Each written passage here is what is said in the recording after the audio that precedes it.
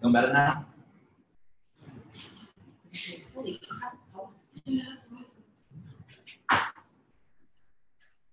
All right, so talk about the core.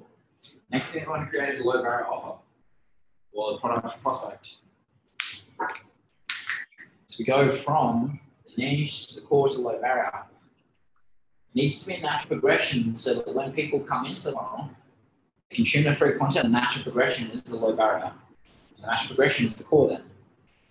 If these are disconnected, it doesn't work.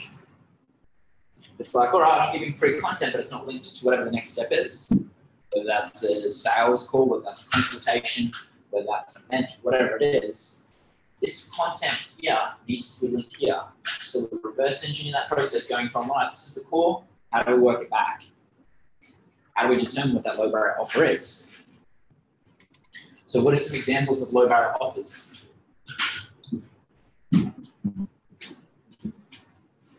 terms of yeah, anything.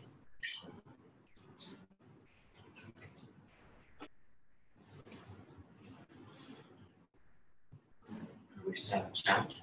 Yeah. Challenge. What else?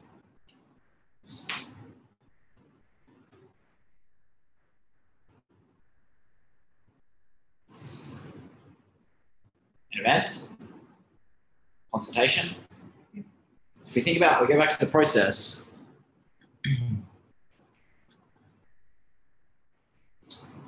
In this, they have to give us details. They don't have to technically pay us money. They have to give their details. It might still be free, this. You might run a free event. But the whole point is they have to give us their details. There needs to be a value exchange at this point. So when we think about this, this can be anything. It can be a challenge, it can be a webinar, it can be an event, it can be a course that we've created. The whole point is they need to give us their details. So that then the next step goes to here, the sales conversation.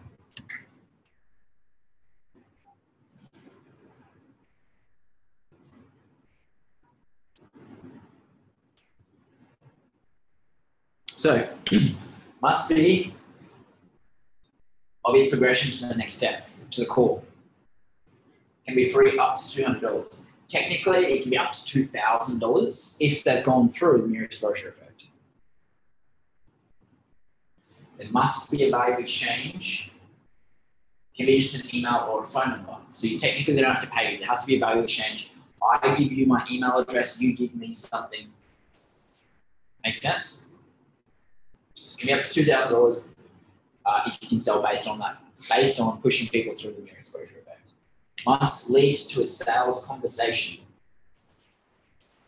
Doesn't lead to a sales conversation, it's over, isn't it?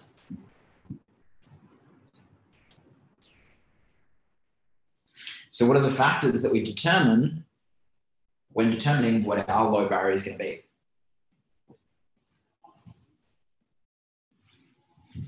There are three. Time it takes to convert, the value of the offer, and the want or desire for that product. If you do an 8-week challenge to convert people, is that a good business model? Yeah. The whole point is we're trying to condense down that time frame as short as possible. We can drag that out over 8 weeks, 12 weeks, whatever it is, or knowing that that actually decreases our conversions of it because we get more drop off, or we can decrease that down to the shortest time possible. Now, the value of the offer, they need to be willing to actually have that value exchange of giving those details. They need to actually want or desire it. And the biggest mistake that people make in the fitness industry is like, well, I instantly go to a challenge, which is a low time to convert, as in, sorry, it's a long time to convert, and people don't necessarily want that. They kind of want it a little bit, but the reality is then you get compared to every other 8-week challenge, 12-week challenge, everything else that's out there. So then the value of it just goes down because it's a commodity. So in terms of that, what we want to do is we want to create something that you would be almost uncomfortable to give away.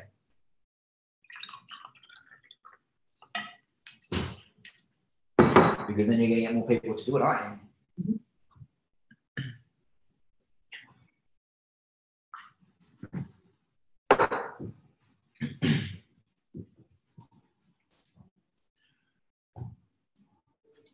Because people don't get results based on information anyway.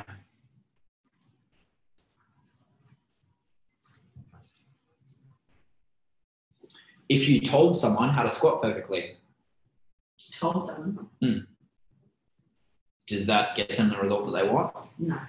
If you walk them through a seminar all day on a Saturday, does that get them the result that they want? No. You need to give them a small taste.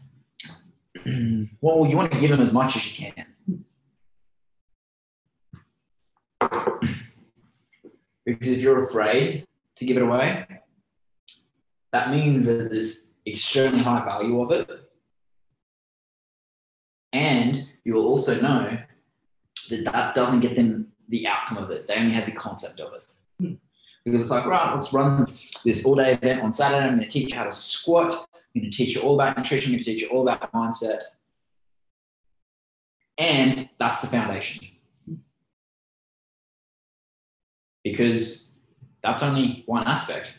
Do they master the squat? Do they master their mindset? Do they master their nutrition in that one day? And that's the thing, they get good benefit from it. And it's just the first step. Make sense? Yep. So what would a low barrier offer be you could create? It's not a challenge.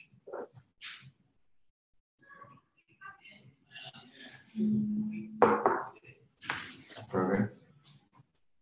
A program. What kind of program? A 12 week. And then what's the time to convert that? 12 weeks. 12 weeks. 12 weeks. So do you want to wait 12 weeks to put them into your core?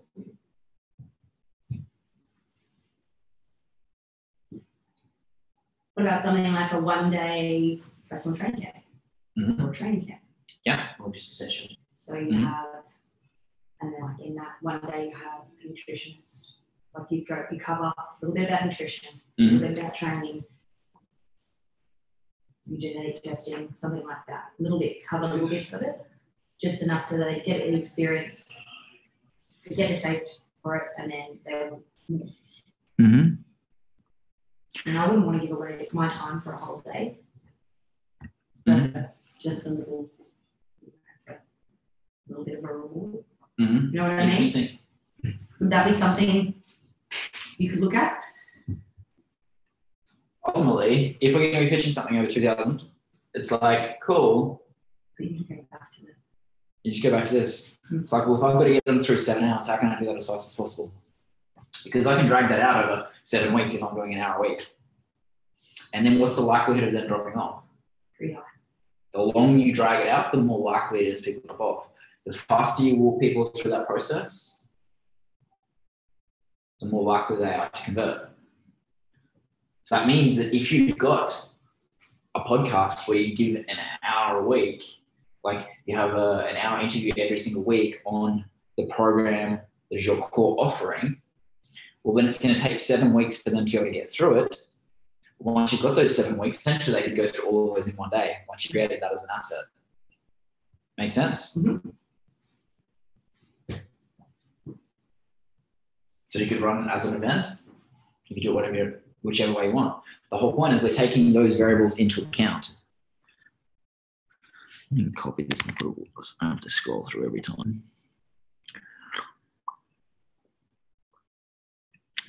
Like that.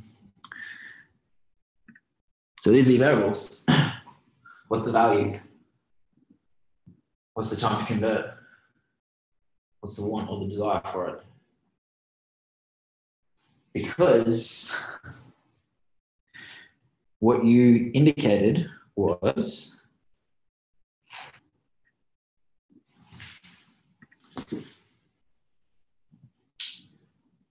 you don't want to give an entire day for this.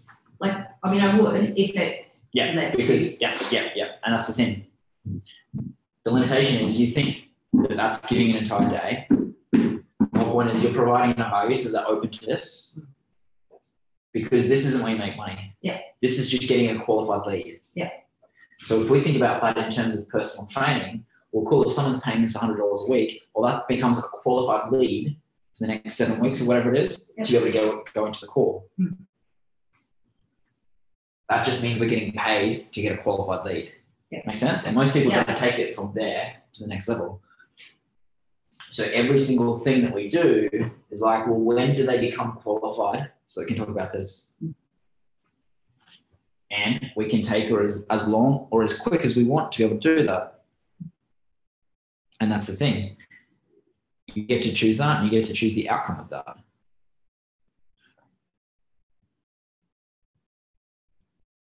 Yeah. Make sense? Yeah. So then we take it a step back further. Creating something free. Must be an obvious link to the low barrier, to the product or prospect, and to the core offering.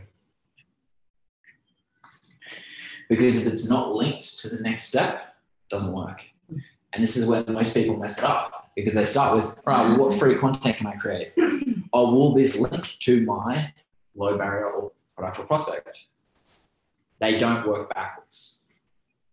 Because if you don't begin with the end in mind, it becomes disconnected. So we start with niche. We go to the core, we go to low barrier, we go free. We go to gold, silver, and bronze, and we go to product for customer. Because then that sets us up for success, because when people come in here, the next step is obvious. The next step is obvious.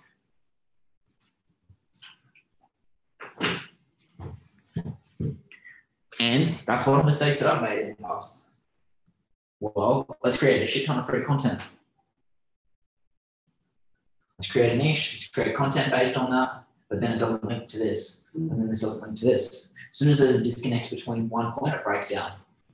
Because as the funnel goes through, we have a breakdown.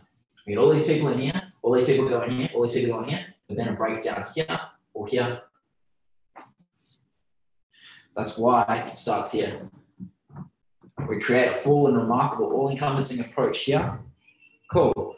Well, how do I get the maximum conversions? Well, what kind of sales process would give me the maximum conversions?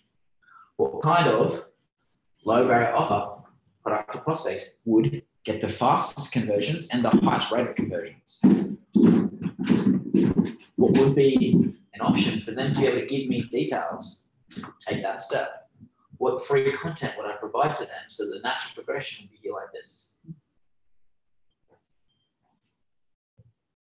Can you see how that works? Can you see how it's built out? So where do you sit?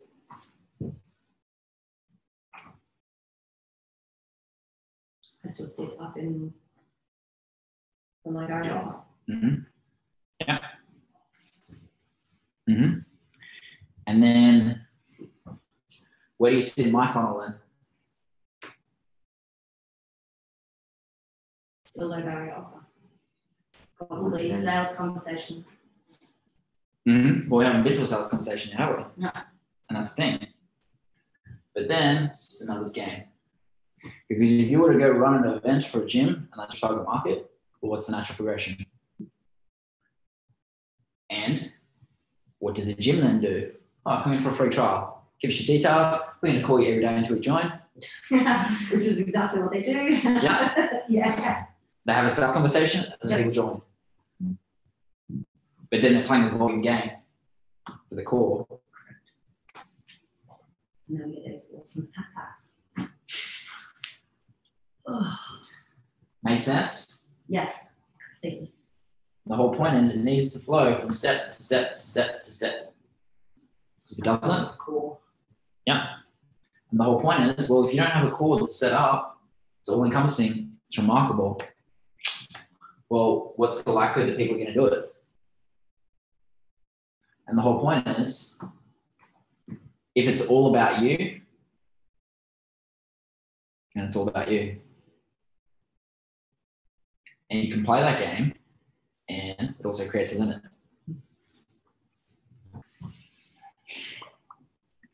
Have a weak core. Do you want some ab exercises or? No, I'm good, thanks. We got that. Hit me with them. So, gold, silver, bronze. The next step. In my core, is there one offer? No. Mm-hmm. So how do we create gold, silver, bronze? Mm-hmm.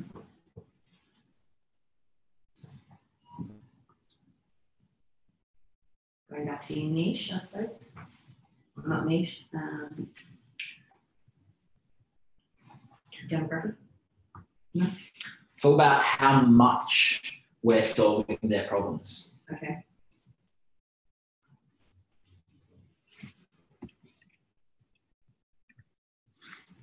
So, Corey, gold, silver, bronze. How do you determine that? How have I determined gold, silver, bronze in my business? No, how would someone determine that? What's it based on? Within their business? Within anyone's business.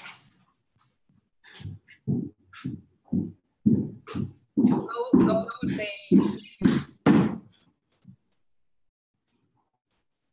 where they're getting them. What's the percentage breakdown?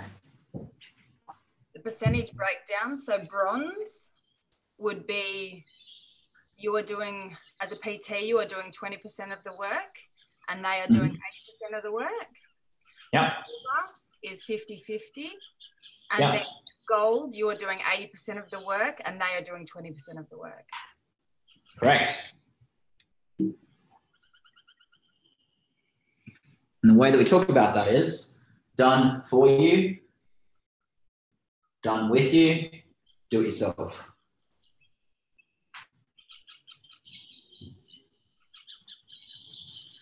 Make sense? How do we price that? How does BMW price it? If you think about the entry level, mid-range, top of the range. And where do you start with your core? Because you don't, or depending on where you're at, you might not start with all three, you might start with one. So where would you start?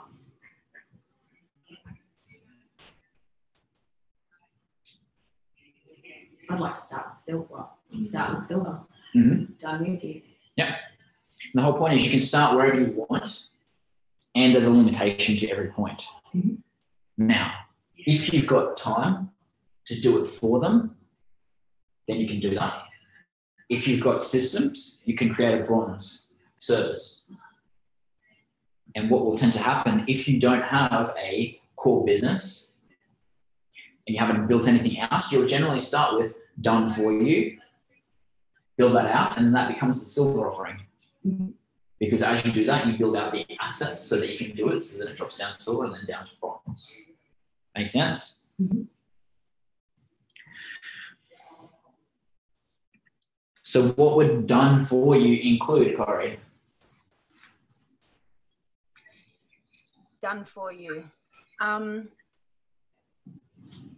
it could mean a lot of things. For a PT, it could mean programming, one-on-one PTs, food delivery, nutrition plan. Delivery of food. Yeah. Because if people are paying a premium, do they want to think about food? And if someone's earning 200 grand a year, do they want to think about what they have to eat, or do they don't want it in their mouth? Somebody actually asked me that the other day. Exactly. It's like, I just need somebody to deliver my food. Exactly. Holy sh! She's mum of 6 and single. Yeah. I don't think she can pay for it. Yeah. And that's the thing. People are willing. Sorry, Corey. People are willing to pay a premium to not think about it. They want it done for them. I'm so going to offer her that on Monday. 6 o'clock in the morning. People are like, if you think about celebrities, they're willing to pay a trainer like $100,000 just to look after that one person. So they just put shit in their mouth because it's not up to them. They don't have to think about them.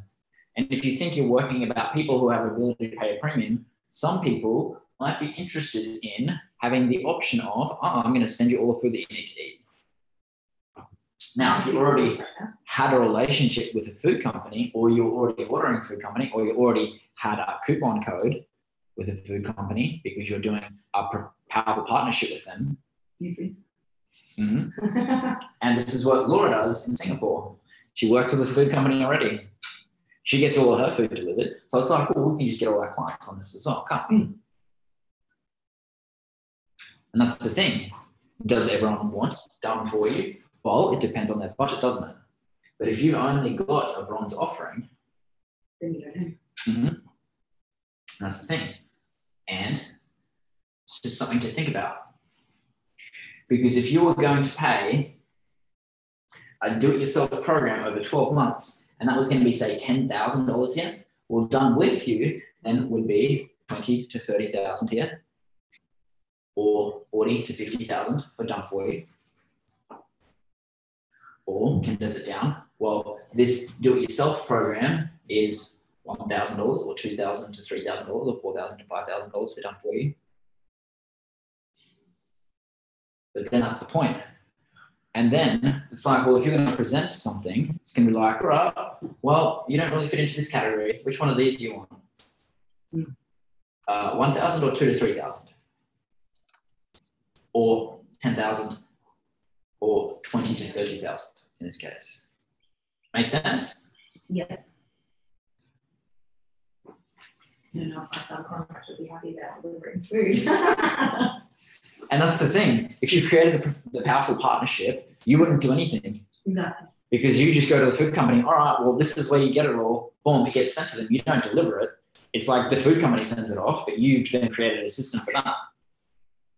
My mind is like, right. Gets better. Does it?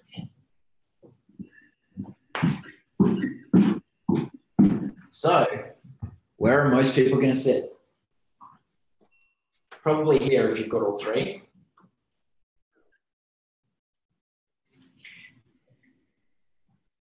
So, if you think about my business, all right, if I'm going to create a done for you option for people, who would that be for? Is that going to be for just normal PTs? Yeah. Who would it be for? Business side. Gyms. Yeah. Well, gyms might want a done for you option. And then everyone else would fit into one of these two categories. Mm-hmm. Make sense? Yeah. So then me working with Corey would be here. And then I work with Laura here. Make sense? Mm-hmm. And it's like, well, cool, what are the problems that I solve for them here? Well, it's going to be over and above this. I'm going to be walking through this with Laura, and I'm going to walk through this like this with Corey, and she's going to still do work with it. Make sense? Mm-hmm. So then if you think about this as an option, well, what problems do gyms have that these people might not necessarily have the finances to be able to outsource? Well, do you think these people might want a dedicated ads manager and a social media manager for all their accounts? Do you think they'd be willing to pay a premium for that? Exactly. And that's the thing. The level of problems that you solve increases as the premium goes up. And is that something that I would do, or is that something that I'd outsource? Would you? Yeah, I'd outsource it. I wouldn't do it. That's good. But then you see, well, now we've got a core, but it's like, right, BMW 1 Series, 2 or 3 Series, 7 Series up here. Because there's always going to be someone who just doesn't want to fucking think about it. It's just like, well, what are my options? Oh, that's the top one. Just give me that, whatever that is. And if you don't have even this as an option for people, well, how can they take it? Yeah. Because I guarantee someone that you're working with currently is one of those people that's just like, oh, you've got another level of service, I'll take that. Mm. Oh, you work within your company? Oh, just hit me up, just take it out. And that's the thing. Do I currently have the capability for that? Do I currently have someone to be a social media manager for people? Well, not currently. So the point is, if I have that, well, I'm instantly going to get it, aren't I? Because if they're going to be willing to pay me a premium to be able to do that, and I know that's what the next step would be, and I don't currently have the capability for it, well, I'm going to instantly get that. But if I don't know what that next step is, well, then I can only offer this, can't I? Make sense? Yeah.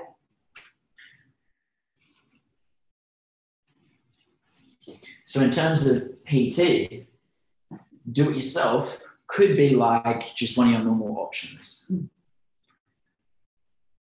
Done with you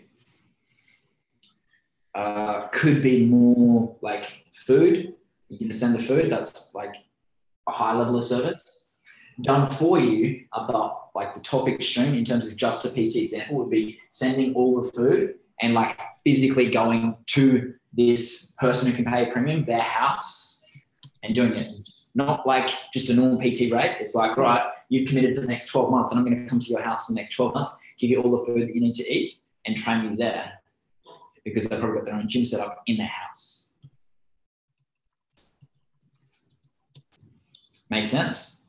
A retreat. What's that going to look like? Well, it's going to be, all right, cool, come do your retreat. Awesome. You can go do that. And then done with you is like, all right, well, I'm going to coach you then afterwards. Or I'm going to give you my coaching team afterwards as well. And with these, does the workload really change for you? Your capability, I suppose. And what the thing is, as it goes up here, you just tend to outsource more. Mm-hmm.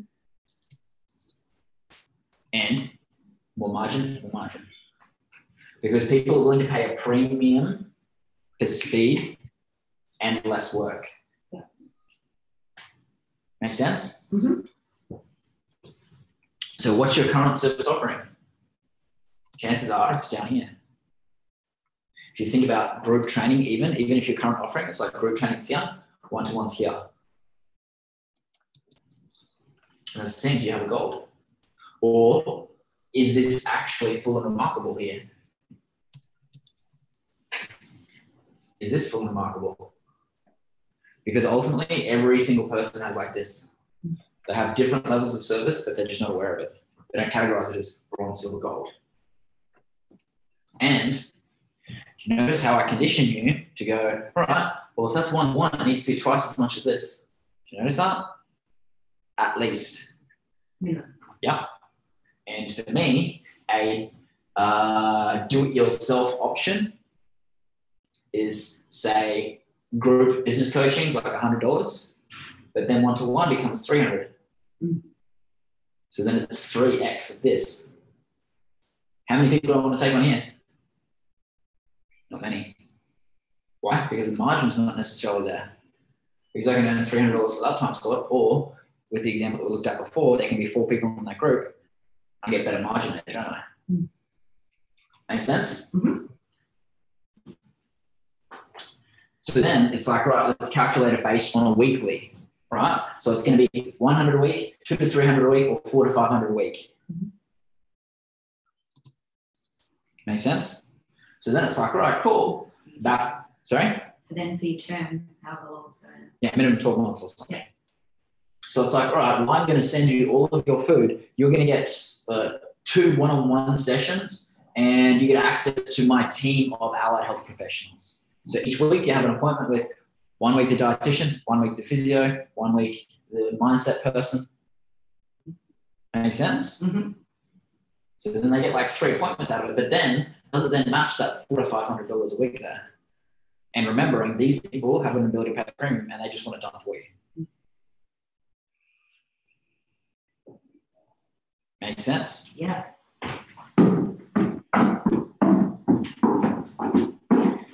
And you can have this as like your PT business, and you can create that same thing in a retreat, or you can create that in your 12-month program. Make sense? Because if it's just like, right, well, this is a boot camp, this is group training, this is one-to-one, well, then we've got 3 levels of service. People are only going to be going between 1 or 2.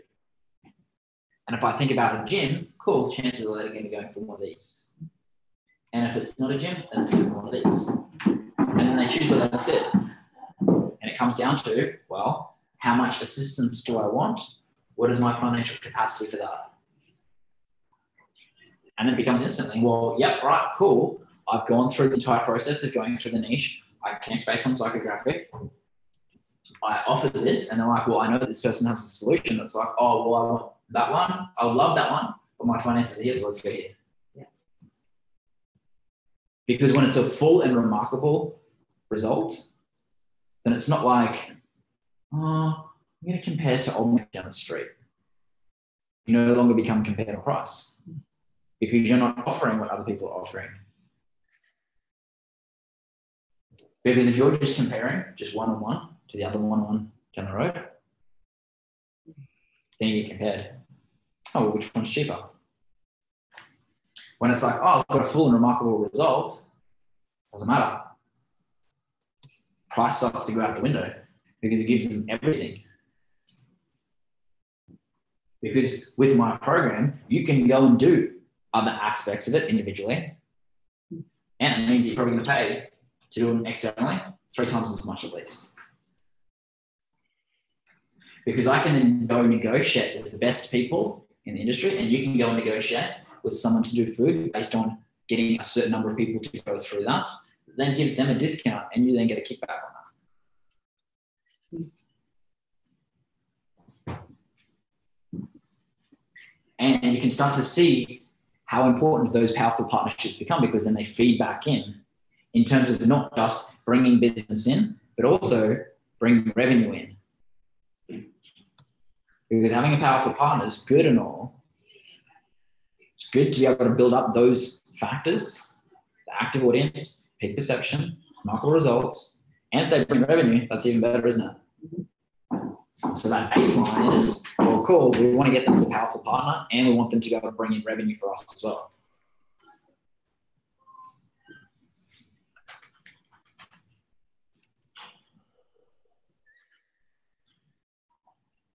Comes down to making sure that it's full and remarkable. And a retreat is the best example of instantly full and remarkable. Because personal trainers are a dime a dozen. And if you're compared to personal trainers, then you're put into this little box over here. And everyone sees all those people in the little box, they're the same. And yet, everyone puts people like me in this little business coach box over here. And then I go over here and I go, oh yeah, I do that. And all of this. Because then it's like, why are you laughing? Because then, do I then get compared to all of those other people? Well, I do on the surface. And then someone comes into something like this and I'm like, holy shit. Sounds about right, hey, Corey? They're like, oh yeah, I'd pay for this. I'd pay for my entire program just for the business part of it. Oh, yeah. So, where do you sit? Do you have what the next level is, even if you don't have the capability for it? Do you know what the next step would be? Is your service full and remarkable? Sure shit out, Dave.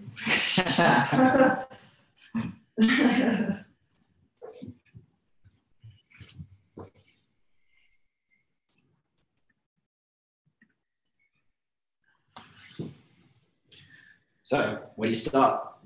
What are your current capabilities? Is it all about you? Because it's all about increasing your capabilities as a coach and developing powerful partners. Because then it's not about how many hours I work, is it? Does my business sound like it's about how many hours that I work?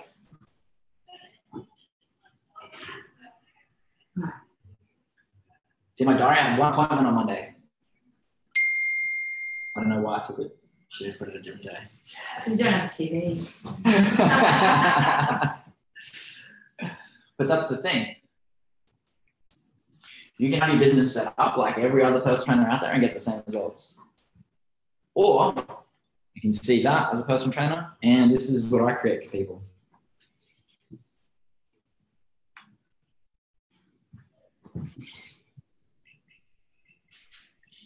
Stage 1, develop what your core is. No more than 2 low barrier offers. So if we go back up here, because if you just continually build all these things out, it doesn't necessarily work. So it's like 1,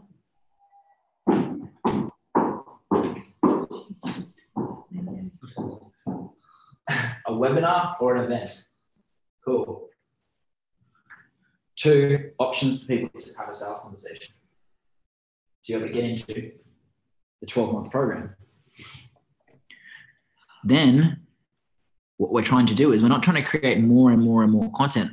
Content that we're creating is for consistency, for reach. Then we also have something specific that means that people take the next step.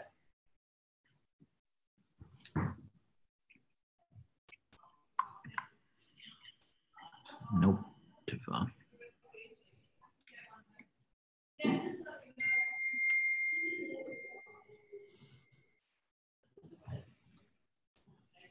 So only 3 gifts or 3 things that are free. Because the ultimate thing is most people, they're like, right, I'm going to create 10 different options for people to be able to get into my low barrier. Nope, nope, nope. Create the limited number possible at the highest quality possible, because this is the gateway to this and this is the gateway to this. Yes, we need content as a foundation below here to get engagement, to build up our audience. And this process needs to be set to maximize our results, yeah? Stage 2, you start to build it out more. You can have 3 core offers, so gold, silver, bronze, add an extra low barrier and 4 to 5 gifts. You need to start with level 1. Starting with 1 core offer. Because if you build out gold, silver, bronze, and you don't have a single person doing any of it, it's just a concept, it's just an idea. And then it's just black, you're living in black, compared to create 1 core offer, start selling it in your blue time to get it going, then add the next one to it. Make sense? Yeah. So we talked about the 3 mistakes every PT makes in creating sales funnels. Yes, they don't create it properly. Mm-hmm. They do not create content Mm-hmm. without you.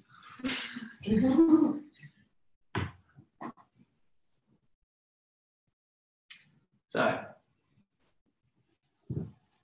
positioning. We're going to go back through the scorecard.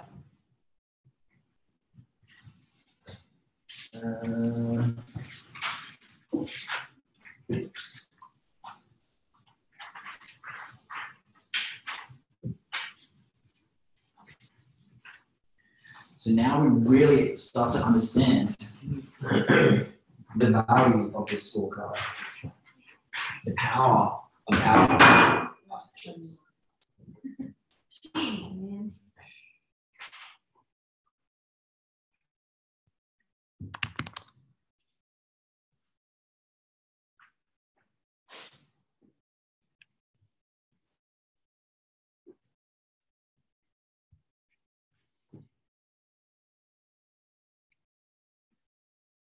Just send you the link, Corey.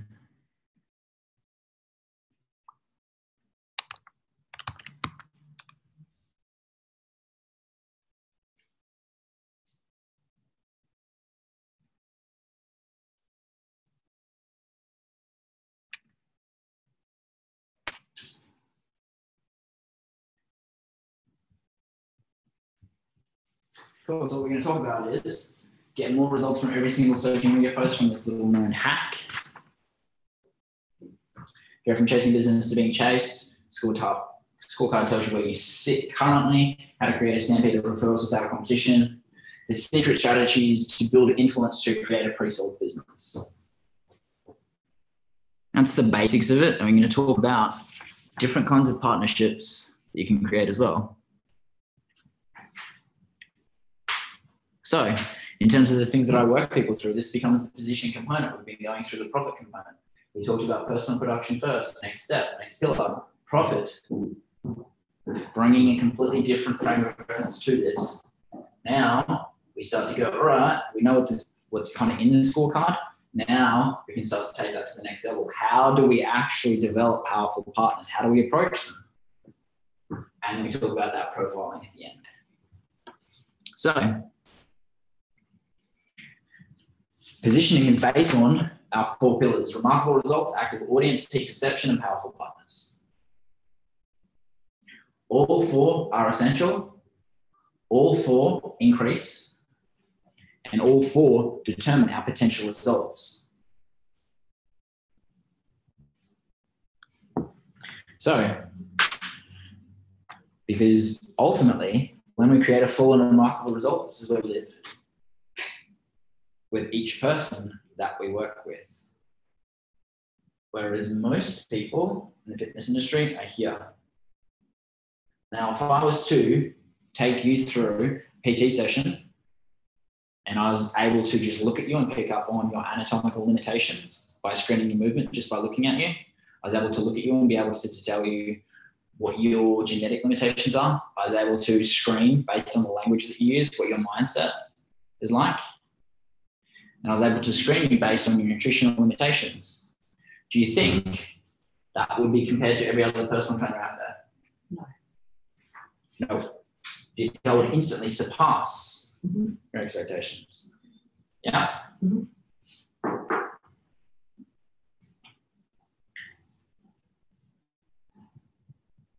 This is all capability based.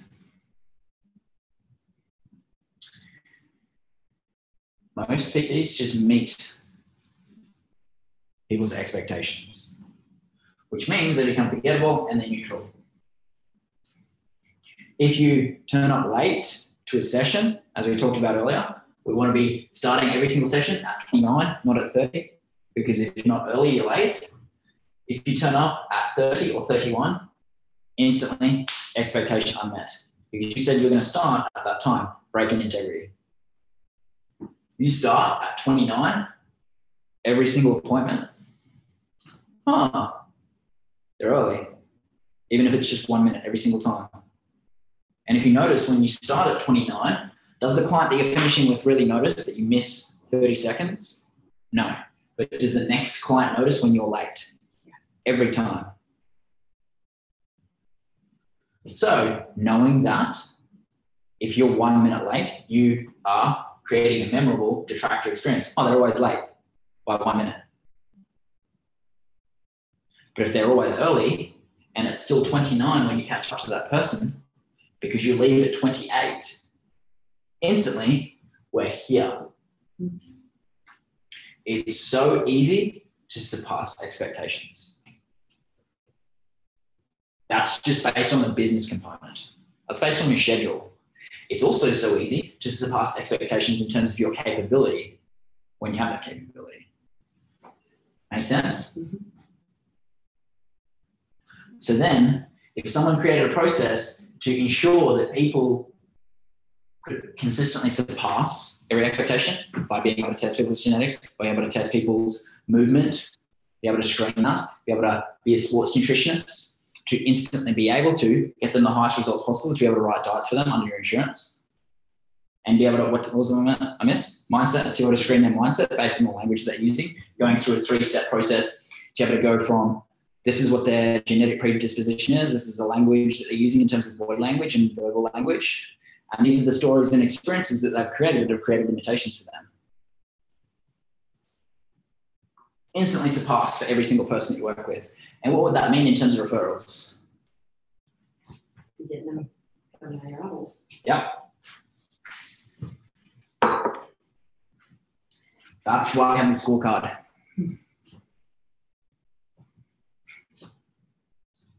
Imagine if someone was to create like a 12-month program that included all of those things. amazing would that be?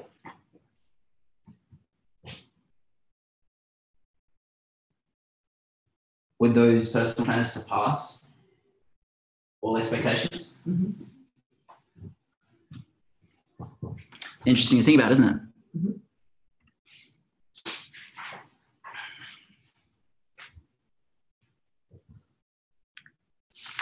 Get your scorecard out. Determine where you're at. Do you screen people for genetics? 2.5 points. Mindset, 2.5 points. Nutrition, 2.5 points. Movement, 2.5 points. Determine what your score is.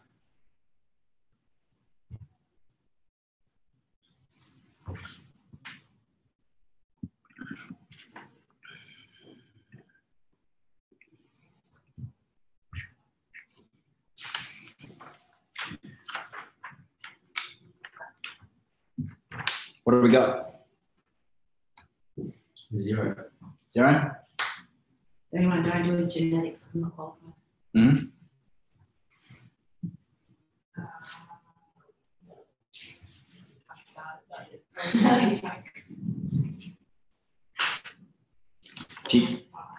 Yeah, so 2.5 points for each. So do they teach you a movement screening process in the course? Yeah, cool. So then it'll be 2.5. Yeah. So then, if you did all those things, it's maximum score of 10.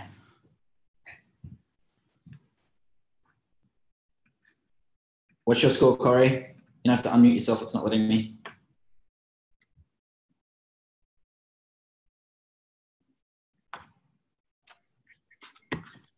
Uh, 7.5. 7.5. Thank you. How many people do you think are a 10? Not me. Very few. Very few yet.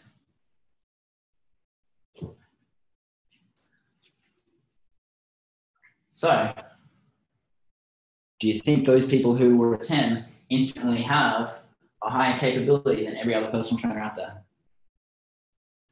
Do you think this is where the industry is going to end up? Okay. So it's got to start somewhere though. That's it. Just depends how much work I put in, right? Quick, can you get around to everybody in the whole industry? Why? Well, then you don't stand up, do you? Then it's just the Exactly. standard. Makes sense to get ahead of the curve. More and more I see genetics, more and more I want to do it. Mm-hmm. All right, we've been through that. Peak perception. It's not about what you think. It's about how the market sees you.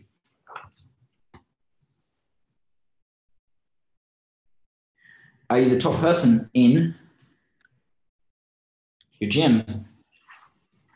If you are, then you get a score of 4. If you're top person in the city, you get a score of 5. Are you top person in your state? You get 8. Nationally, 9. Internationally, 10. So technically, in any niche, only really one person gets 10. And how many people sit here?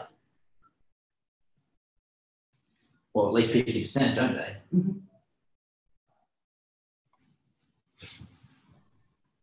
So how would we increase our score on this? Increasing our capabilities. Mm-hmm. That would be part of it, yeah. Mm-hmm. And we're looking at perception. It's how the market sees you. So capability is a component of it. Mm-hmm. How would you increase your awareness within the marketplace?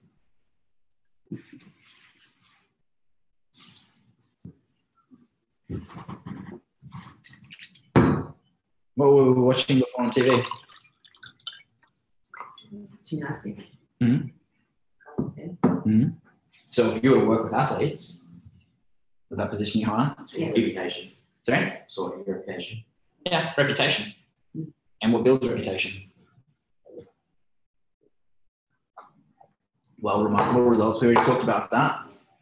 Also, social media or any other media. Now, if you had connections as a journalist, do you think you'd be able to get contacts at reputable websites?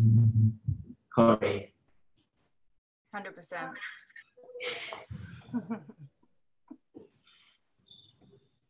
And do you think if you're featured in the media, you'd instantly be positioned higher? It's how people see you. Exactly, because it's about peak perception. And what determines someone's perception? How they see you. The media is a driver of that. Social media is another driver of that now. Why is it that social influencers can instantly on TV?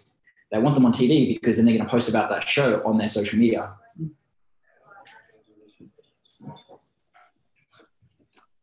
So the question is, are you leveraging that? If you know that happens, what are you doing to be featured on other websites? What are you doing to be featured on blogs online? What are you doing to be featured in the paper? Nothing. Currently. Nothing. And that's the thing. Yes. If your score is here, it's like, well, how would I stand out to be in the top 10%?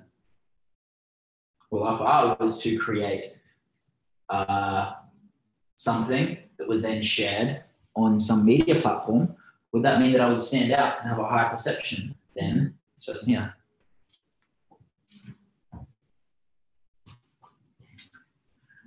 And if I was here and I wanted to get to here, well, what would that look like?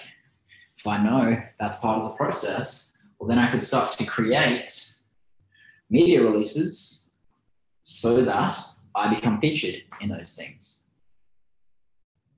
Because someone needs to be featured. There are websites looking for people all the time.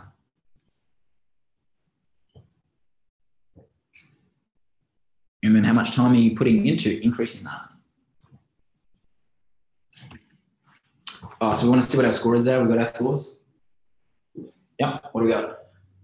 Because I share it with Stacey, I'm in the top 10%. Stacey and I are in each other's pocket at the moment. Mm-hmm. So it'd be a 3. Just in my gym. Yep. Yep.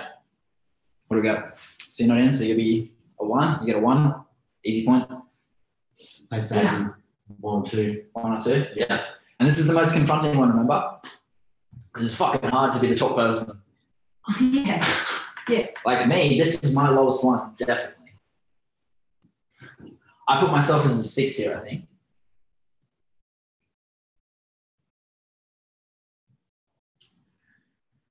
Yeah. Really? You're like, yeah, not so sure. No, like I want to be a 7. That's like the next step. Yeah. And the whole point is, well, can I guarantee that I'm the top person in my city? Mm. And that's the thing. Do you know Because who the it's- top person is in Yeah. the city? Yeah. You do? Yeah. Yeah. Of course you do, because it's the next step. Yeah. Yeah. Exactly. Yeah. And the whole point is, it's not about what I think, it's about how the market sees me. Yeah. And the whole point is, like, the market sees me as a business coach. So that means that's what I get compared to. So that's what my benchmark is. Mm. And it's like, all right, who would I compare to in my city? And do I hit the top 10% or do I hit top person? Top 10%. But now I know exactly what the next step is. And I know who I need to outposition to take that spot. You always know that, don't you? Always know it. And what you'll notice is, well, often you get an extra point there because often the top person in the city is the top person in the state.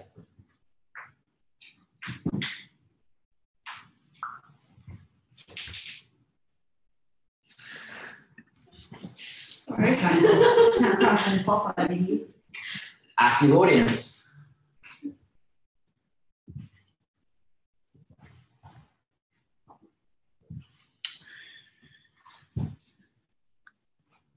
Oh, do you have audience segregation? Do you have interaction that's not done by you? Do you have organic growth?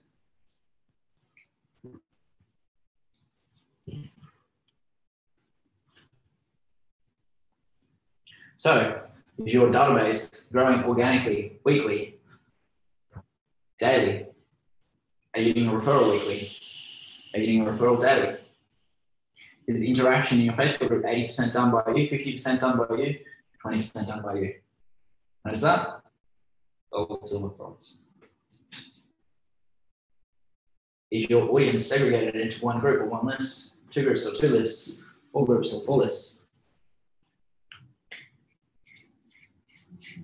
How many points do you get on that? Yeah. So because you're joining Stacey, well then she would have a group here for her clients. So you instantly get a point there. And when you start, would it be relevant? But then it'd be like, well, how many people of your friends could you then put into your group there, into that Facebook group? Well, then that's like organic weekly, potentially daily, and so on. How many points do we get there? Do you know? Oh, sorry, I'm still counting. I probably say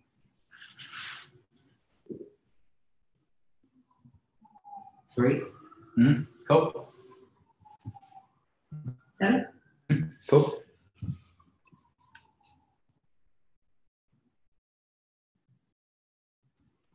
So, how do we increase our active audience?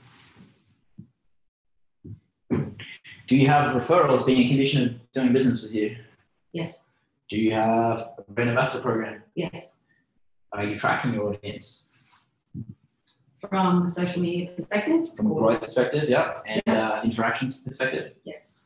Do you have a Facebook group or an email list? Yes. Are you being prolific? Are you prolific? Prolific, yeah. Because all of these things increase your active audience. Mm-hmm. And then we can start to categorize our audience as well. Because ultimately, what we're looking for is true fans. Did I talk about this with you guys before? No, not at no. Yeah. So ultimately, our audience comes into these. Sorry? Lurkers. Yeah. Our audience comes into these categories. There's one more category that we don't necessarily worry about, which is in here, which is customers. Because customers don't grow our business because we're in a repeat business. We're looking for paying clients. So we've got lurkers, we've got interactive, we've got promoters, we've got paying, we've got paying +1, and paying +2, and true fans. Business is built on true fans.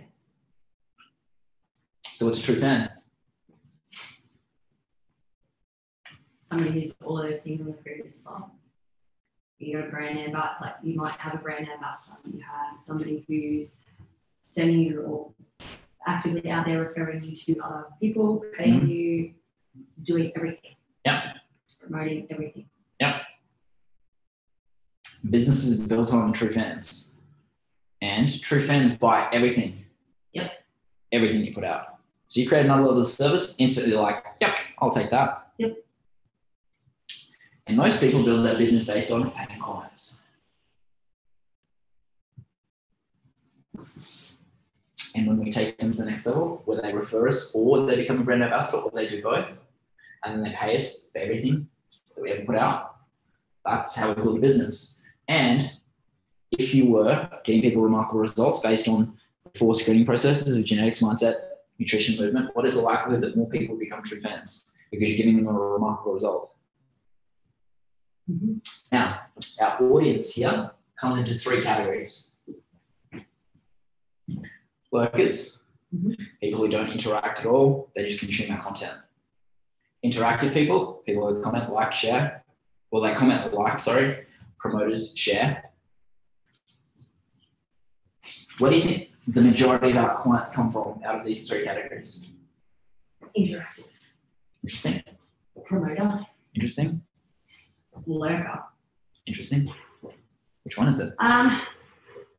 I would have to say majority of my clients come from the interactive. Interesting. But I do have a lot of promoter. So what you'll notice is most of the interactive people are already clients. So new business comes from lurkers. Because people who are promoting us are interactive, generally aren't our prospects. And yet they fuel our social media, they fuel our consumption. And people who are just quietly consuming in the background is where our business comes from. And the reason why it's set up like this is because the wider your base is, the wider the top is. And the thinner your base is here of lurkers, the thinner the top is. So if you've got a huge base of lurkers, you've got a huge base of potential business of people who are just consuming it. Love that name, lurker. Great.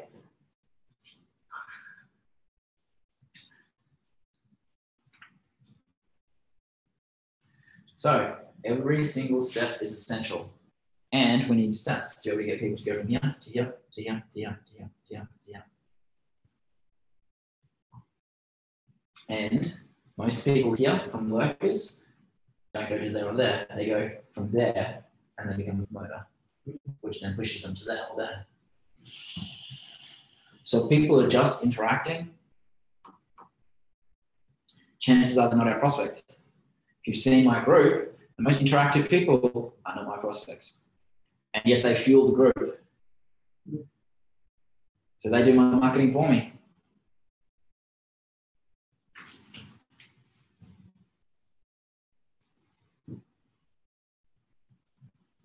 And you'll notice there's a lot of people who are competitors in there that do a lot of interacting as well. They fuel it, they're interactive. That just means less work for me, because I still get positioned higher because it's my audience. Because whoever controls the audience is positioned the highest regardless. Powerful partners. Powerful partners increase our ability to be able to get remarkable results. They increase our active audience, our peak perception. We must have two of these categories to be a powerful partner.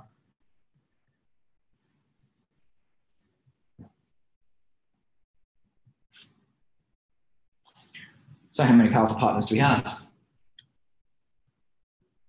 Because a powerful partner starts to define maths, because we might have them plus us. It means that we create that third entity, which becomes even more powerful.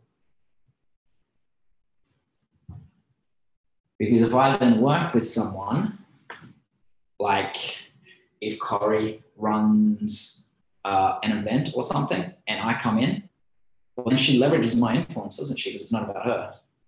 So it's like her plus me creates this third thing, because it's the combined component of those two things which creates that third entity. So it becomes so much more powerful. So how many powerful partners do you currently have? Remembering that powerful partners down there, they need to have two components. So how many do you have? Do you have 10? Because that's the maximum score.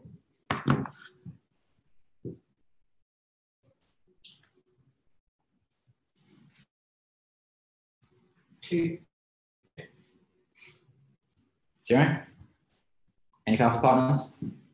No? Yes? No? So how do we develop powerful partners? How do we approach them? There's two categories. There's a competitor partnership and there's a non-competitor partnership. So you have, if you're a competitor, you have the same clients and you offer a similar service and you can add something to what they offer. The competitor owns the clients and the data. So an example of this is with Laura in Singapore. The thing that we're adding in is she's now genetics qualified, but no one else in Singapore can do that.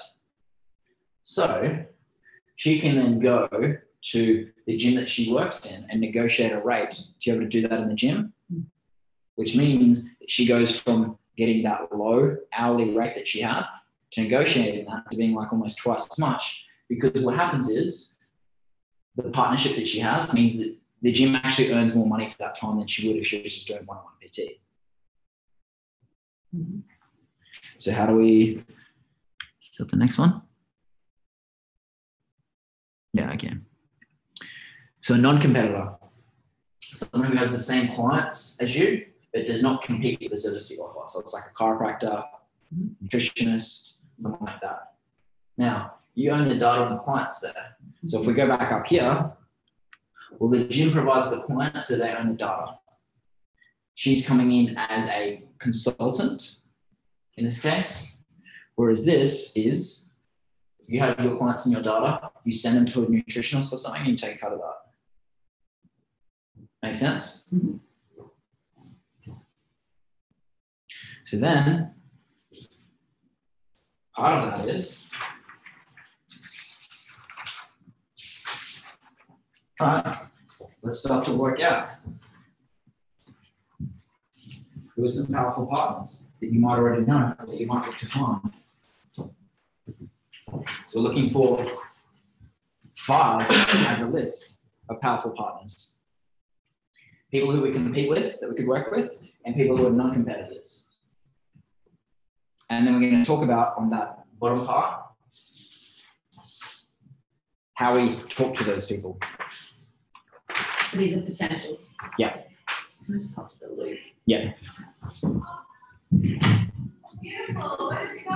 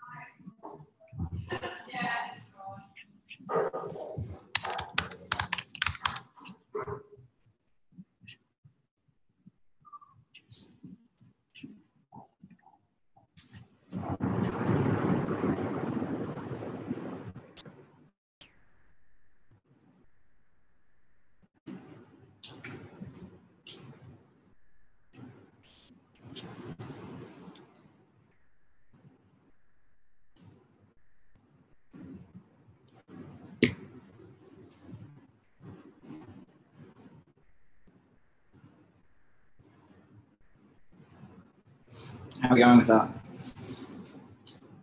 Like allied health, like in-house allied health physios. So even with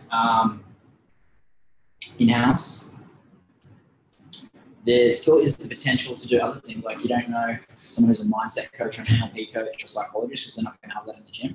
So there's still going to be potential to be able to get things outside of that. Yeah. And when we think about that, when we think about a powerful partner, the end goal is we want to be able to create that as a revenue stream. But what we need to do first is just leverage either the active audience or remarkable results or peak perception. So if we've got an in-house dietitian, then if we do a video with that person, then that increases our active audience because they can then post that, we can then post that, and increases our peak perception. So then they become a powerful partner. So we've got to think about it, all right, how can I get more powerful partners? How can I start to determine, all right, if I could write down the 5 top people that I would like to work with on a non-compete basis, what will those people be? Because we can always say, oh, I know a good dietitian. But if we don't have it written down here, determine, all right, well, then how am I going to go and approach those people? Make sense?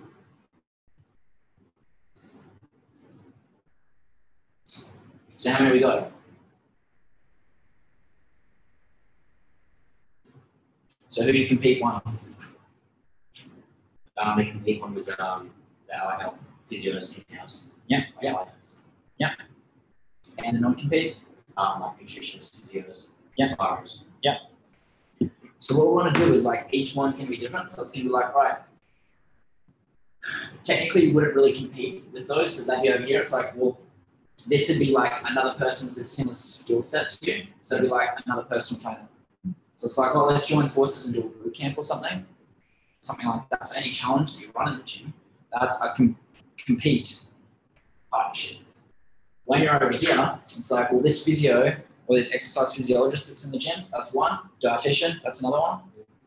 Chiropractor, that's another one. Acupuncturist, massage therapist. The whole point is we can just list out all of these things, and then eventually we can start to go and screen these people to see if we want to work with them.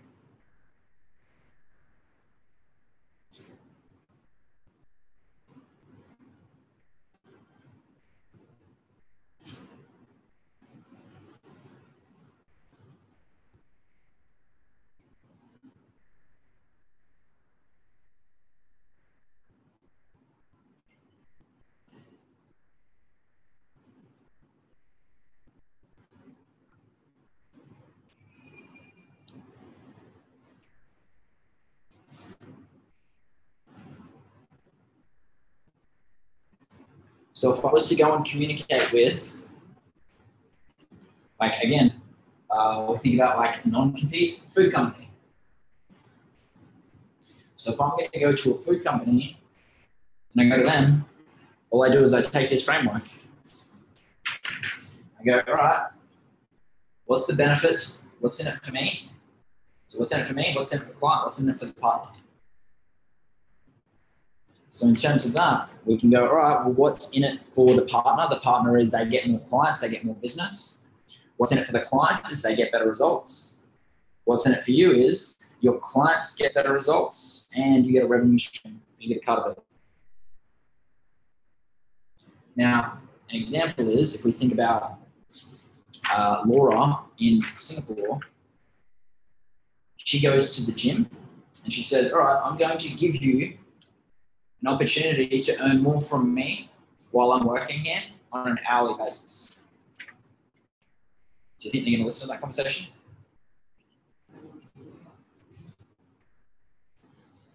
So we lead in, all right, well, what's the partner going to get out of it? Because ultimately the partner doesn't give a shit about what we get out of it until the end.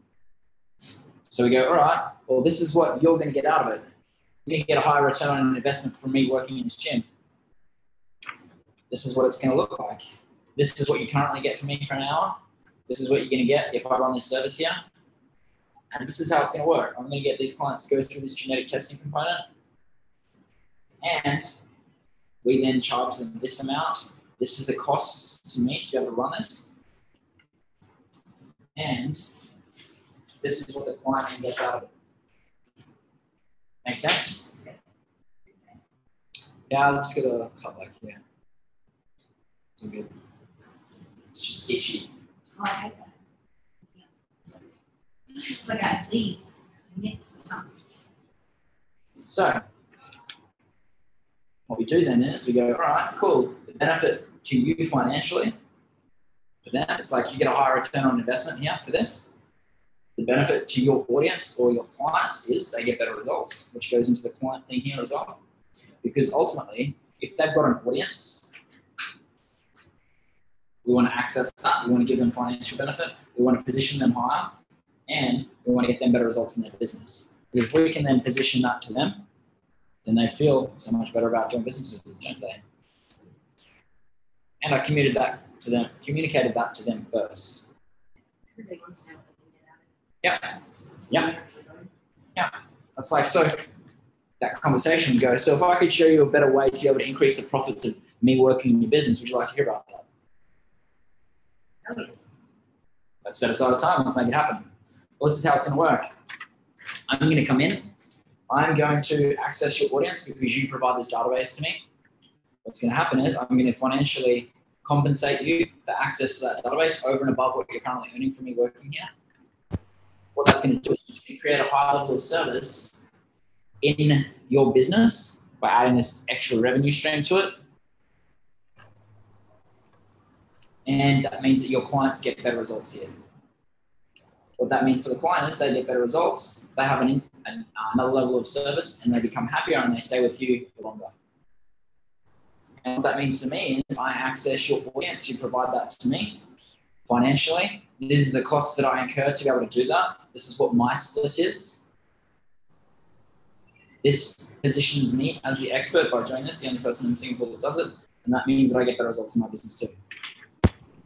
Again, all that I created was a framework to communicate that to people. It's exactly the same as the way that we communicate to like our market, going through the psychographic compared to the demographic. What we do again is left, down to right. So we go down and then right. Makes sense? Mm-hmm. Because ultimately, they don't give a shit about what we get out of it till the end. Because ultimately, they're like, oh, okay, so what's in it for you then? Because people always think about, all right, well, what's in it for me? And then people go, oh, interesting. Why are you doing this then? Which is like, well, what's in it for you? That's like the last question. Yeah, exactly. That's why we communicate it in that way. Okay. And that's what effective communication is. It's just done in a way where we go through what people are asking and thinking first and move to the next step. Same with our psychographic. They come with a problem, we give them the cause, and then we give them the solution. Effective communication follows a specific process, and that's just how people's brains work.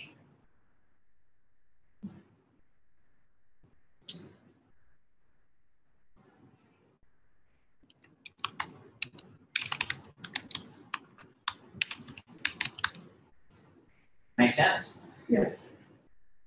So if you were to get in contact with a peak powerful partner, who would be the first person on your list to get in contact with? Compete or non-compete? Yeah, you tell me. I'd probably go non-compete first. Yeah. Somebody like a chiropractor, massage therapist, dietitian, all of the above. Yeah. Food company. I even thought about clothing company. Yeah. You have exposure to all those things and then wants and needs that people have. Good. And what we can start to do is we can start to map out, all right, well, if I'm creating an all-encompassing core offering, would it be smart to start to develop relationships with people that I would want in that and start to vet them to see, all right, well, is this the dietitian that I want to potentially have me running my retreats? Is this the nutrition course that I want as part of my program? Because if I then know which one is the best and it's full and remarkable, it means that I'm not compared to everyone else, doesn't it?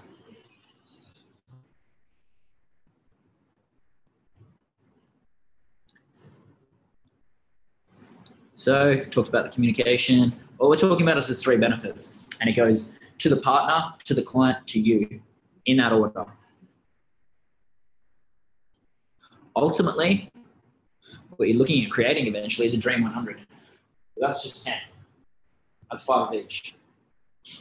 Now, this isn't just in terms of people that we're going to work with, because ultimately people have audiences that we might want to access.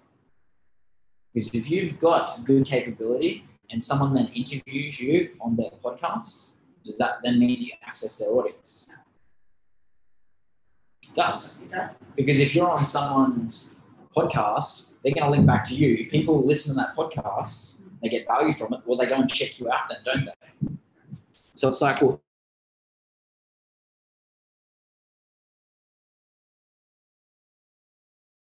it has my potential clients. Who are the non-competes? Who are the authors that have written a book on something that my clients are interested in?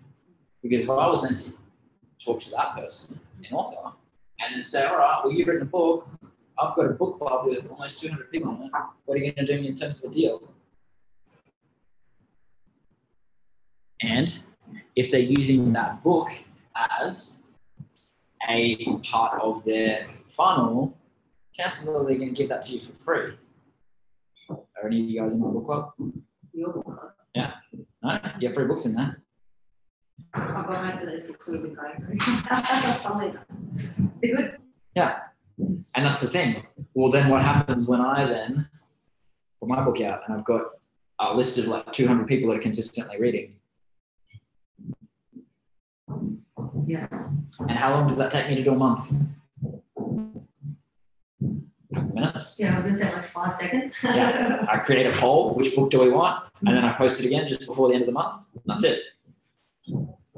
So it's like, well, I'm going to develop an audience for people that could be a prospect for something that I'm going to be creating in a few months. And it just takes me minutes because I'm just providing value to them.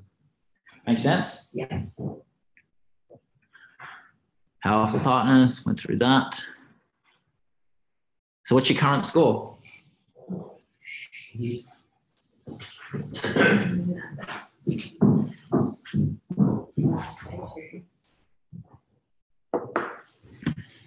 you mind if I go and top up the meter? Go for it. I told them either. You only do like 4 hours at a time. Yeah, if you get that, just get the app normally, because you can just scan it and then it just consistent updates. You and apps crack me up, though. You're feeding into the habit there, Cody. I'm just saving time. Because then I don't have to go out, do I? Well, see, I Goes to my credit card. used an elevator card. Yeah. An elevator card. Booked it last time, 15 minutes.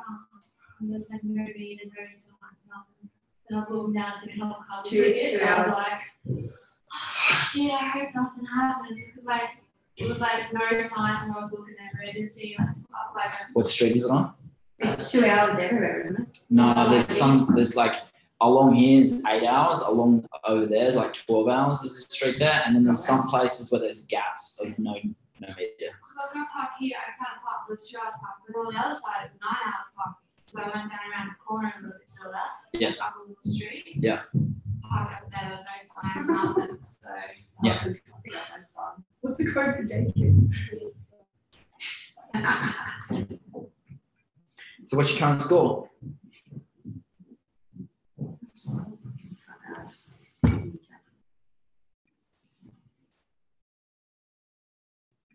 $19.5 out of 40. Mm-hmm. What's the 0.5? It's 7.5. Okay, cool. Yeah. Remarkable I was result. like, Yeah, so I was like, it doesn't make, that's why I was like, it doesn't make sense, but it Yeah. does make sense. yeah.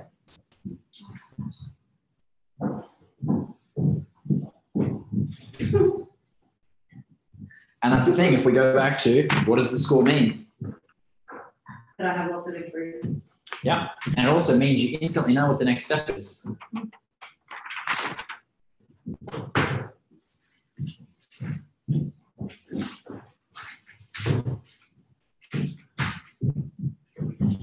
And there's always ways you can get quick points. Quick Because- points. Yeah. Yeah. Because it's like, well, fuck, I can just go get another powerful partner like that. When you start getting higher, it gets harder and harder. It's like, well, cool, what have I got left? Just peak deception. Has to be channel all your energy and time to that, Mhm. getting that. Mhm. It's so funny because Stacey and I are pretty much on par at the moment. And everything she's doing, we're doing it together at the same Yeah. time. So it's like, oh, it's good because you have somebody to talk to about it. Yeah. But at the same time, it's bad because you're competing for the same things. Yeah. So it's like, And but doesn't you mean you know, necessarily have to compete because then you can slightly change the niche. well, we have different niches anyway, so it's fine. Yeah. It's a lot better. Yeah. But it really gets you thinking, really gets you thinking of who our partners already are, who you can potentially, it's good, it's awesome. And the thing is, are you leveraging your partners every month? Because some of those things, 100%. it's like, well, let's have a look at my powerful partner list. When was the last time I got in contact with that person? When was the last time I gave something to them? Yeah. Because ultimately, you want to become someone who gets positioned peakly, even more, give more referrals. Mm. Because someone who's a peak performer is someone who just consistently gives referrals. And when I catch up with people who are super successful, I always leave with a new list of people that I just made contacts with because they're like, I'm going to introduce you to this person, this person, this person, this person. So then if that's what super successful people do, and it's like, all right, well, if you're going into a powerful partner meeting, well, then you want to make sure the other person leaves with something. Because then you're like, oh, well, I got something out of that. Because you're giving that value and they're like, well, I'm going to pay that back. I'm going to send them some business. And it might not necessarily even be business. It might just be something else. It might be, all right, well, here's a referral for something that's got nothing to do with it. Here's a mechanic or something. The more referrals that you give, the more you get back.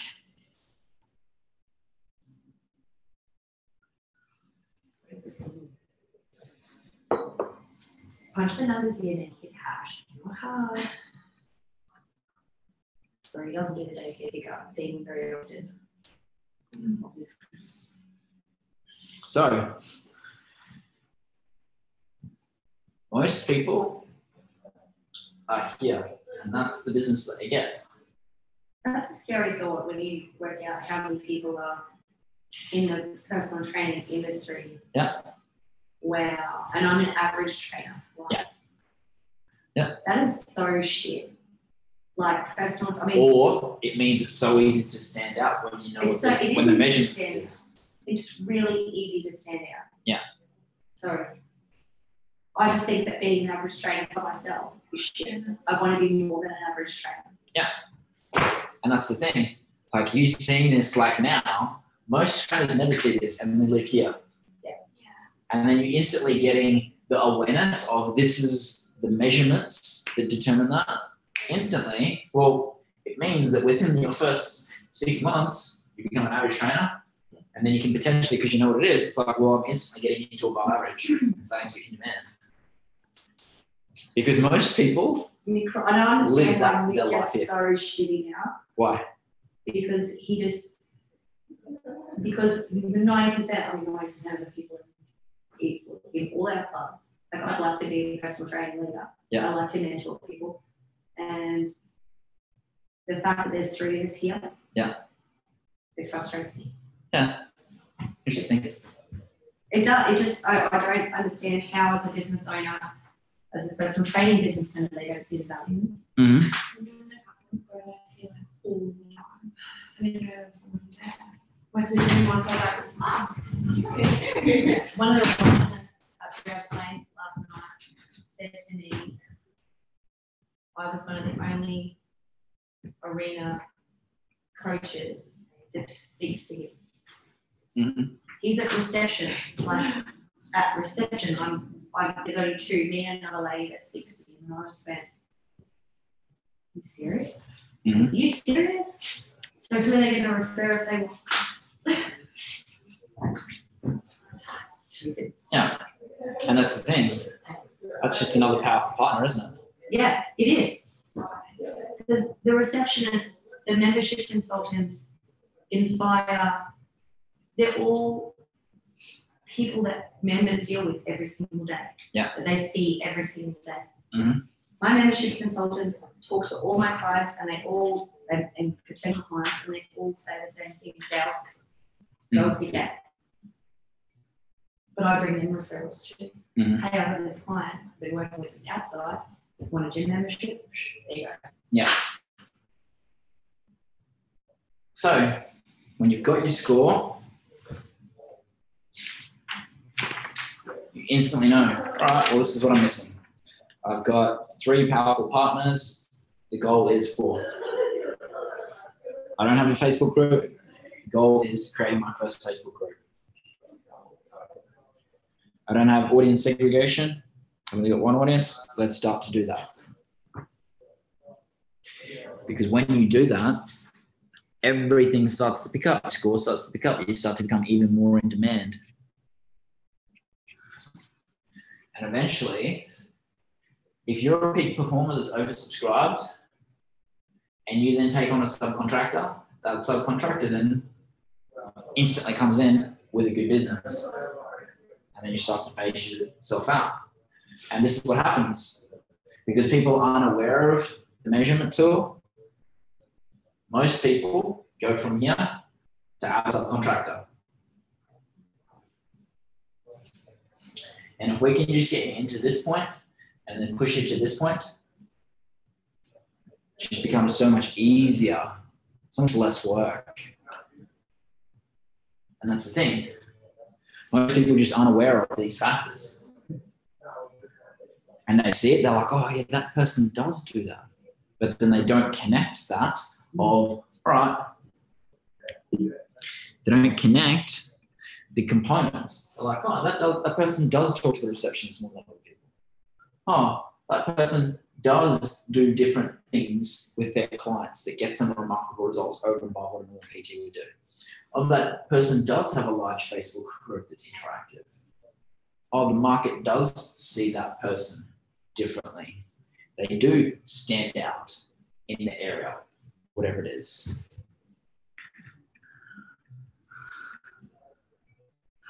Just do that.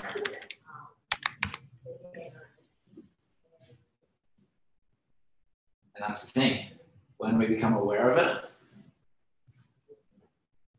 we can do something about it, or we can leave it exactly the way that it is. But the whole point is, if we've got this system here, we're consistently growing our active audience, we're consistently increasing our peak perception, we're constantly looking for and developing new powerful partnerships, and we're consistently looking for ways to be able to get more remarkable results so that we create that system of people to be able to refer us more business. Every one of these builds upon the other one, because the more you build your audience, the easier it is to develop powerful partnerships. The more remarkable results you get, the easier it is to develop powerful partnerships. The more remarkable results you get over here, the easier it is to stand out. If you increase the score on one, it impacts the other ones. That's why we create a total score as well. It's not just the individual component. As your score raises, it feeds into every other section. Because as soon as you get higher, it's easier. If you've got a large active audience, people will consistently contact you as a powerful partnership. Do you think if I didn't have a huge active audience that I'd be able to present at Filex? Well, that's what I'm fucking presenting on. And that's the thing. Does that then mean I instantly create a powerful partnership and increase my active audience? So how often does that increase my peak perception? Yeah. How often are you looking for areas like that where you can go and do some presenting to someone? How often are you putting yourself out there to be positioned at the top there? I've actually got to a stage in club that I don't have to look for those. I've been approached on several times, approached by the club manager. We have an event, we want you to go. Yeah. That's a good position to be in. Mm-hmm. That's good. Yeah.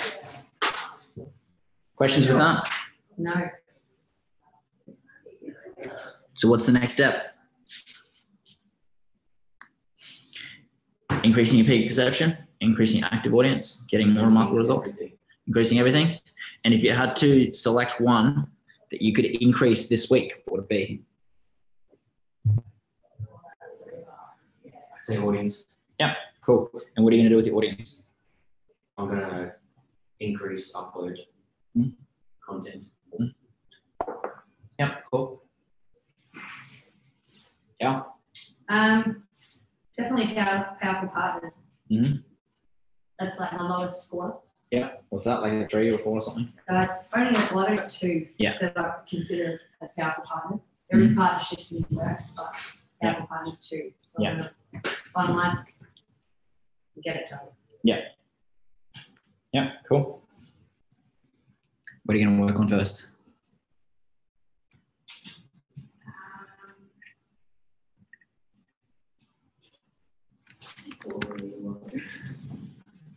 And that's the point, because then you instantly know where you're at, and then you instantly know where the score is.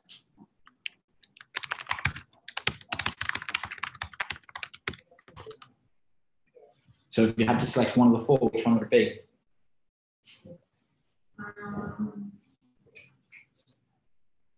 Probably remarkable results because of partners. Cool. Yeah, awesome, easy. And that's the thing, like you can walk out of here going, well, I need to work on all of them, but it's like, all right, well, where can I start?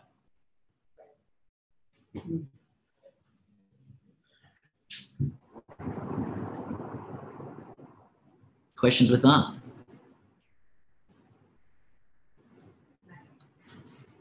So if we go through those 4 positioning points again, now, if we go through the psychographic, we don't necessarily need to talk about ourselves as much.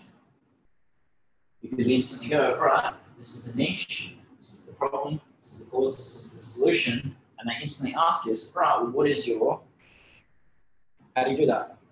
How do you help people? And we can then start to leverage our own community if we've got one. And if we go into other people's communities, then do it in a specific way.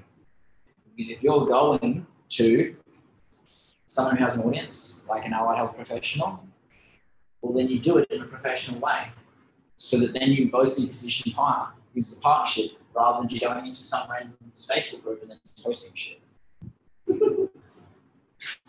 Sorry. People do that, it's not. Yeah, I know. That's all. Yeah, it's hilarious. Because they don't understand that they're actually positioning themselves super low. If you do a post with the admin of that group, though, yeah, well, ultimately, then they become a powerful partner. Showing people your options without asking for them, asking for business. These are all things that can start to position us just lower. So all we're doing is we're consistently creating an interest, desire in what we're offering before they even get to that point. Make sense? And we do that through the psychographic.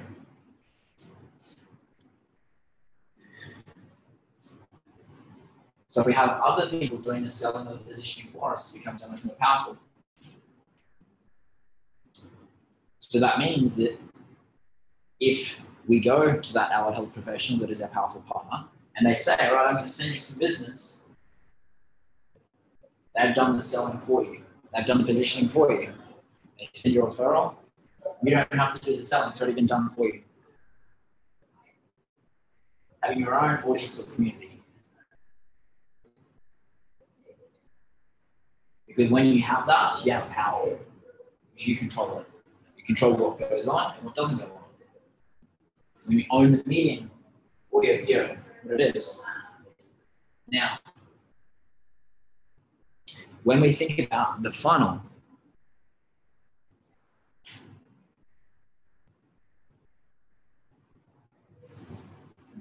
where are we?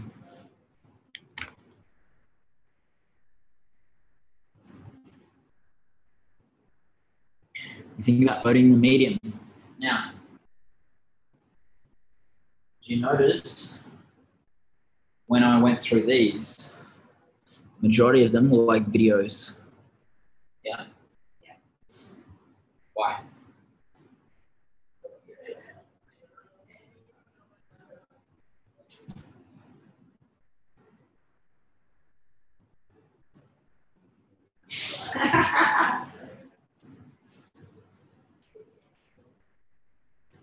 The reason why they're videos are because they get good reach and we get them to the point faster. Now, I can do that as written posts as well. And there's a limitation to that if it's on social media. Yeah. Now, if that's in an email series and they've given me details, that can instantly go here. We just get more engagement up here. We get generally more consumption. But if we're going to run an ad or something for this, because that's going to be the thing that's going to get us results, because we wouldn't do it on our regular content, we'd do it only on something like this that's going to take us to the next level. We would do that in a way that gets the most interaction and engagement.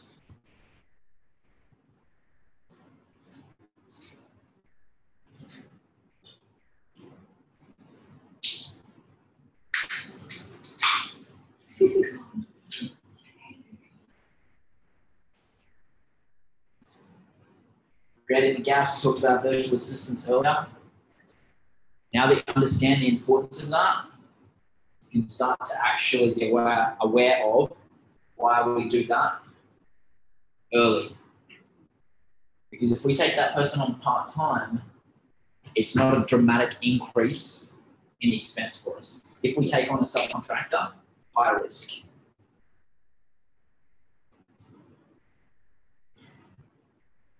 So when we think about, all right, we're going to own this in terms of our content consumption, and I'd still recommend you going video for, well, that's the thing, you can just use it as like a short video and then you can just throw heaps of GIFs through it so it's not like you. I just hate watching myself and listening to myself because I sound such a pro. I actually do. Even when I posted that video about our conversation, I was like, oh, I hate video. Well, premium pricing equals premium product, so we need congruency. Mm-hmm. And again, if we go back to our all-encompassing approach, knowing that people are going to be willing to pay a premium for our core offering. Does that mean that we charge it based on how much time we're going to be putting into it? Charge it for its value. Yep. So what we do is we go, all right, where does it sit? Because this is super premium. This is still, if this is a core component, then this still gets charged as a premium. Because if we think about this here, and that's $100 a week, it's like our baseline level. This is 200 to 300. That becomes more premium, or 400 to 500. When we have that, people instantly go, wow, people do that. I'm going to go here with it. Because when we create a premium offering as well, that's just for the 1 or 2 people. Because if we think about this, well, 80% of people are going to go here, 15% of people will go here, and like 5% of people will go here.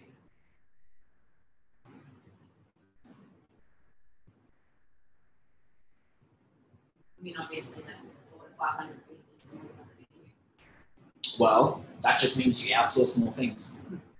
Because with this, you'd run like, so if we think about it, this is like group training. This is like one-to-one. This is like one-to-one, but then we also bring in other people to help as well. We send them their food, whatever it is. So it's not more work. It's just more margin for us because they're getting a more complete service. Yeah? Yeah. Any questions with that? No.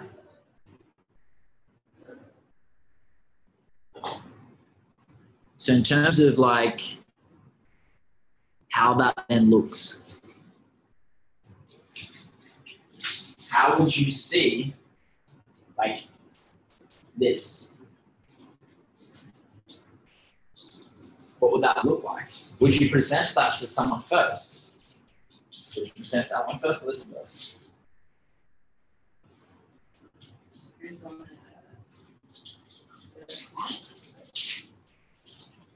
Yeah, maybe. if you're wanting to put your clients in a specific spot. So if you don't want to do that one, then you present first. Like price yourself. I don't know how I'm saying. Suppose you present where you want the client to go. Mm-hmm. Do you? Interesting.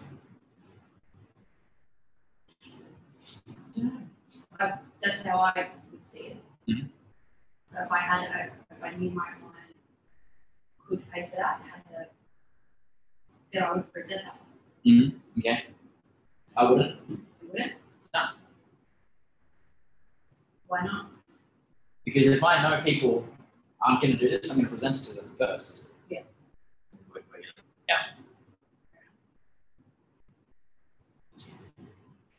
Because if I then go like this and they're like, holy fuck, yeah, no, I'm not doing that.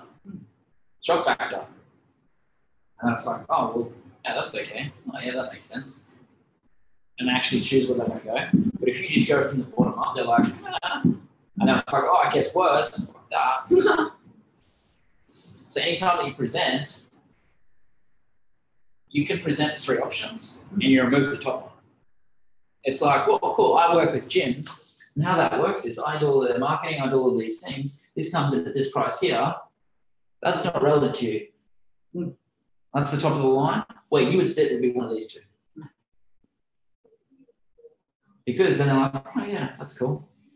But then they also go, oh wow, I sit mid-range or I sit at the bottom. And they instantly know, well, I could upgrade to that, couldn't I? Oh, I could upgrade to that, couldn't I? But if they don't know there's a higher level of service above it, how can they ever take it? Yeah. Because there's always going to be those people as well. They're like, oh, you know what? Yeah, there is that. Yeah, I do want that. Oh, there's this, I want that. It's like, oh, I don't know if I can afford that, but I want it. I'm like, fuck it, just make it happen. Make sense? So when we think about these things, we've gone through our positioning. Now that we know, all right, well, I can create powerful partners to be able to phase that out. I can create powerful partners for this as well. Or this one as well. Sorry, not me. Water. Thanks. And we want to start. Which one's the first one that you can create? Because it could be bronze, it could be gold, it could be silver. The whole point is this generally works if you've got systems. So if you've got a business where you're going to create it in a 12-month program like I did, well, you've got systems to be able to, all right, well, I've got all of these processes set up. I've already got all of these powerful partners set up to be able to facilitate it. Well, I've got the systems in place to be able to create that and then levels above it. Now, if you don't have that, then you start generally from the top down. It's like, well, I'm going to do it all for you. And as I do it all for you for the first round, that creates the system. So, are you working in your business to do 2 things at once? What am I doing today? Am I just presenting? Am I creating an asset to be able to go through this that I can leverage over and over again at the same time? So then, does it matter how many people turn up?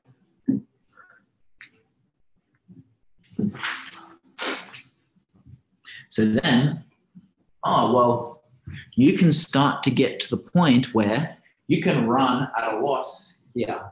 And a lot of people will. A lot of people will be willing to run at a loss here, knowing this is where they make their money. Because if you look at on a lot of online marketing programs and things of that nature, they will pay people to get their details, and they will lose all of the money here just to be able to get the lead because they know that that's what will happen here. You guys know what ClickFunnels is? It's like a funnel program that like creates this process for you. And when people get into that, the guy who owns it is normally willing to pay someone all of the money that he earns here to get them into the funnel. So it's like, all right, I'm going to come into your business and I'm going to go, all right, I'm going to create this system. Any money that I earn here, that instantly goes to whoever sent me that lead. So then it goes, all right, how much am I willing to invest to be able to acquire someone that is highly qualified for this? Does that mean that's where you start? No, it just means that you start somewhere. But the whole point is, are you getting multiple benefits at once? And you'll notice how this whole system links back into itself. Because when we think about this, if you're doing anything that can be recorded, you can create an asset from it. You can leverage over and over again. So every single video that you create becomes an asset you can leverage over and over again. Because then you don't have to do this presentation every single time, do you? And then if I've got people going through programs, well, they can join live or I can flick it out to them. And then we go back to, all right, well, what else am I developing? Am I developing my staff? I don't have any staff. Okay, cool. Am I developing my list of my database? Which comes back into, well, that feeds into the positioning, the scorecard. So all of these things become linked and it's all connected.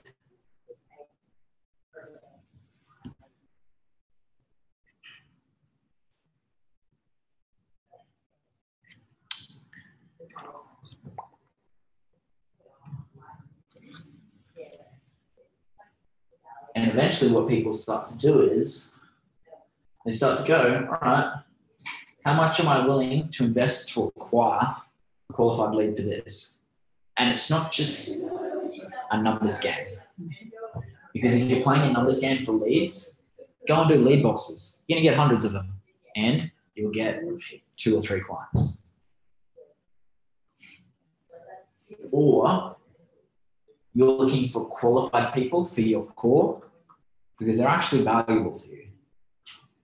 And if someone has those people in their list or they have access to those people, well, then it would make sense to develop a powerful partnership with those people. Where was that slide?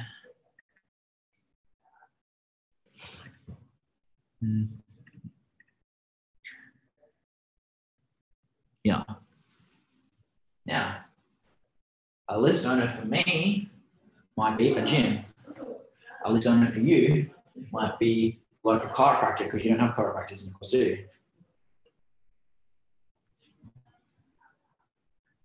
Might be for you. Well, if you're doing online, podcasts could be it, unless it's location based, like Brisbane's best something. Or it could just be, all right, well, who's a social influencer in your area?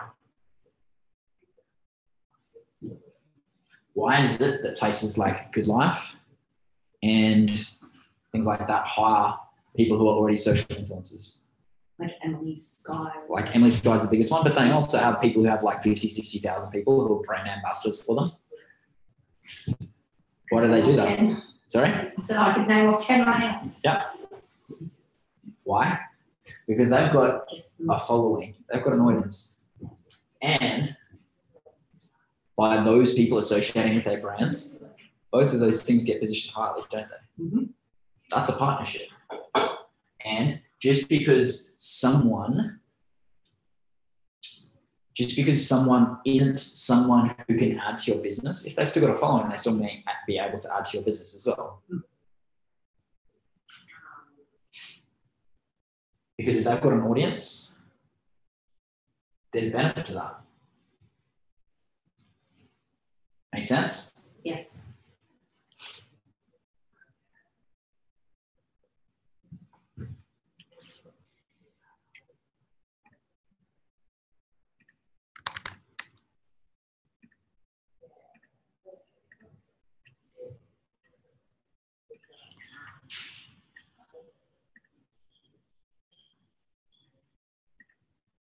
Can you hear me, Corey? Yeah, sure can. Yeah, cool. Still live?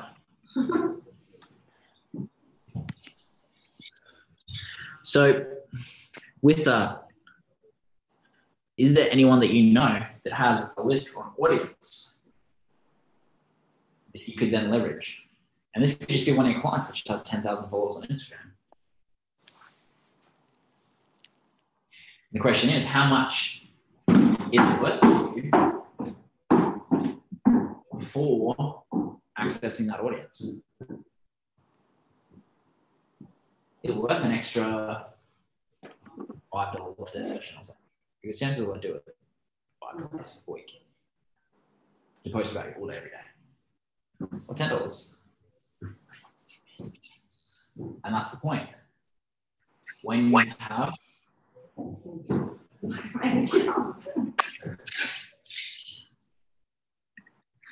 just get you to mute yourself, Corey. Hey? I'll just get you to mute yourself. I don't know how to do it. Oh, wait a minute. Here. Cool. Laura, thanks for joining us.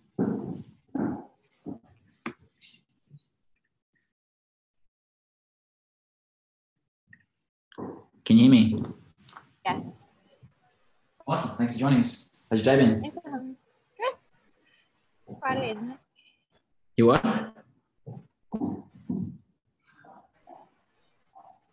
But it's Friday, isn't it? Yeah, I love Fridays. Okay. Cool. Yeah. Awesome. So do you mind if I just get you to answer a couple of questions? Mm-hmm. Mm-hmm. So what work are you doing with me at the moment?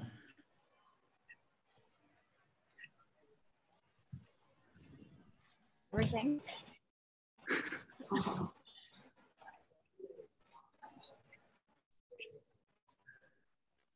Which Wi-Fi are you on? You keep cutting out. Can you hear me? I mean, it's really crackly. Yes.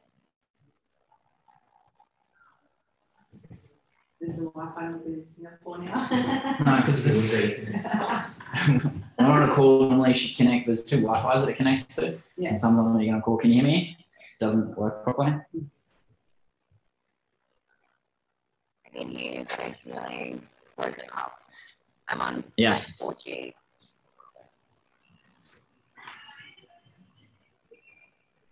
I can hear you, just sound funny.